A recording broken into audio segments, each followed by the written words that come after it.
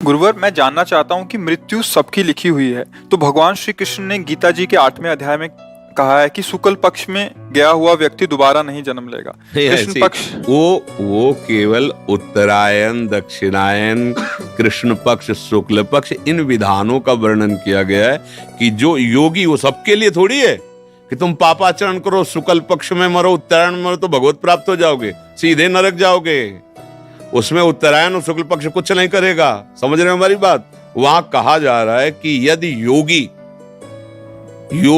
जो चित्त वृत्ति को निरोध करके संसार से प्रभु में लगाता है, फिर अगर ऐसे ऐसे संयोग होते तो ब्रह्मलोक को जाता है, वो ऐसी ऐसी गति को प्राप्त होता है।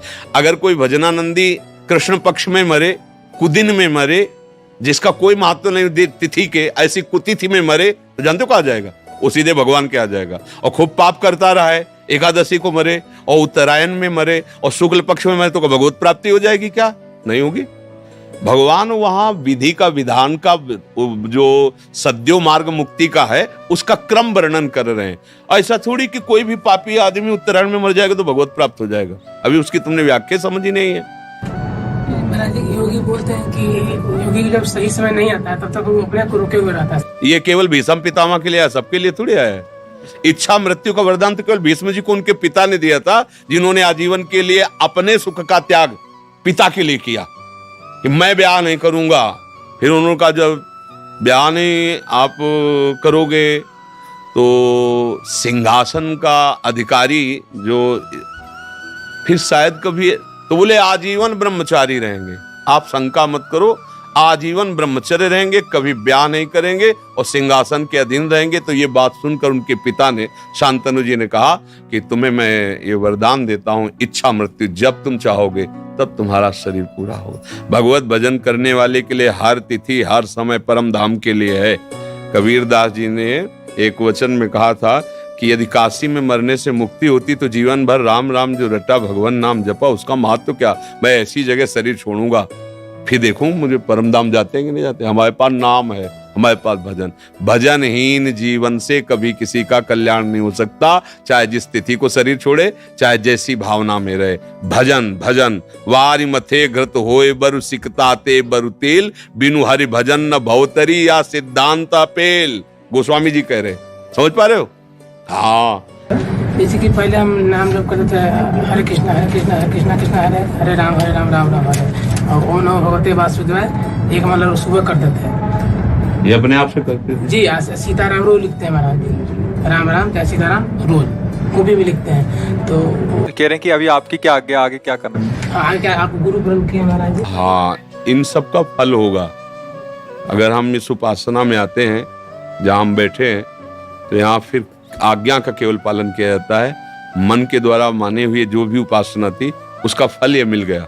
अब इसमें केवल गुरु आज्ञा पे चला जाता है, जो उपासना पद्धति उसके अनुसार चला जाता है। जैसे चल रहे हो वैसे चलते रहो, सत्संग सुनते रहो, जो अच्छा लगे स्वीकार करते रहो। लेकिन गुरु बना करके फिर मनमानी आचरण ना तो सांसारिक कर सकते हो ना भागवतिक कर सकते हो। इसलिए जल्दी गुरु नहीं बनाना चाहिए। जब गुरु बनाने का भाव आवे तब ये सोच लेना चाहिए कि आपके वचन के लिए हम अपने प्राण त्याग सकते हैं, लेकिन आपके वचन नहीं, बस बात बन जाएगी। गुरु का मतलब होता है अब जो ही कहें करें हम सोई, इसलिए चले। आपने खुद कहा अभी तक जो मन कहता रहा वो मैं करता रहा। अब जो गुरु कहेंगे अब मनमानी नहीं चलेगी, अब गुरुवाणी चलेगी। तो फिर हाँ, तो अभी तो हम तो सबको कहते हैं राधा राधा रटो, राधा वल्लभ श्री हरिवंश जपो और सत्संग सुनो। और जब फिर आगे संस्कार श्री जी करवा देंगे शरणागति का, तो अपने आप आपको पता चल जाएगा मंत्र उपासना पद्धति। इसी की माला करो, राधा वल्लभ श्री हरिवंश राधा वल्लभ। रजनी जी सहारनपुर से। राधे राधे महाराज। महाराज जी कोटि कोटि प्रणाम। महाराज जी, हमने अपने घर के मंदिर में अपने माता पिता जी की छवि विराजमान करी हुई है, जो श्री जी के चरणों में चले गए हैं। कुछ लोग कहते हैं कि पितरों की छवि ठाकुर जी के साथ नहीं रखनी चाहिए, कृपया मार्गदर्शन करें। अगर आपकी भावना की हमारे ठाकुर जी हैं तो कोई परेशानी नहीं है।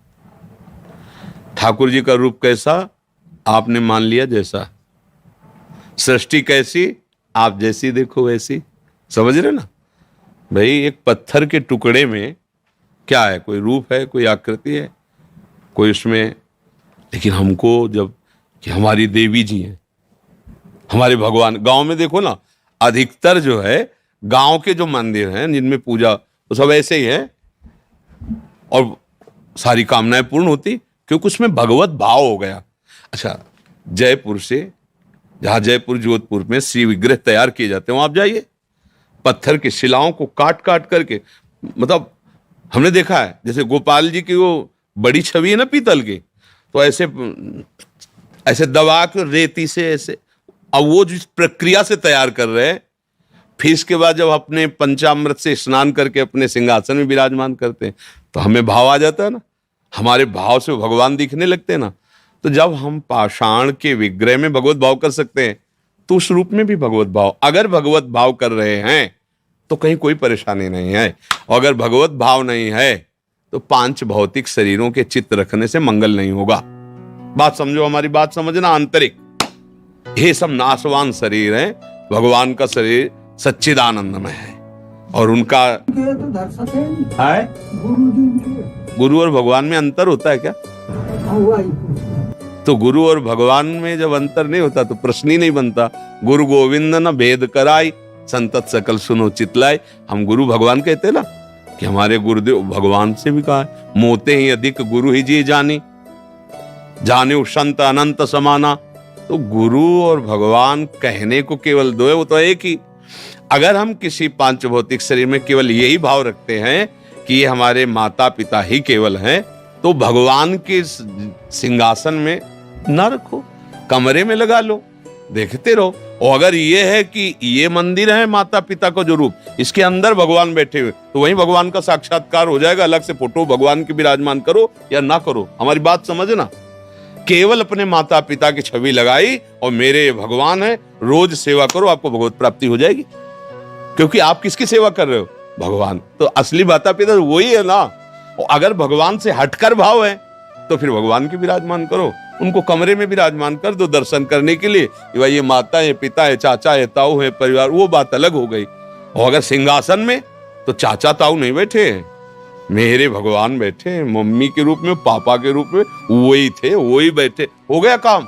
बस उनको जोड़ो, उनमें थे, उनमें है, उनमें रहेंगे। भाव करना है, भाव कर लिया तो पाषाण से भगवान प्रकट हो गए, खंबे से भगवान प्रकट हो गए, कुत्ते से भगवान प्रकट हो गए, भूत से भगवान प्रकट हो गए। तो माता पिता के चित्र से काहे नहीं प्रकट हो जाएंगे? काऊ से कहा जहां प्रभु नहीं वहां है, प्रकट हो जाए। पर बात समझना, हमारी आंतरिक बात समझ पाए। किसका प्रश्न था, आप समझ पाए?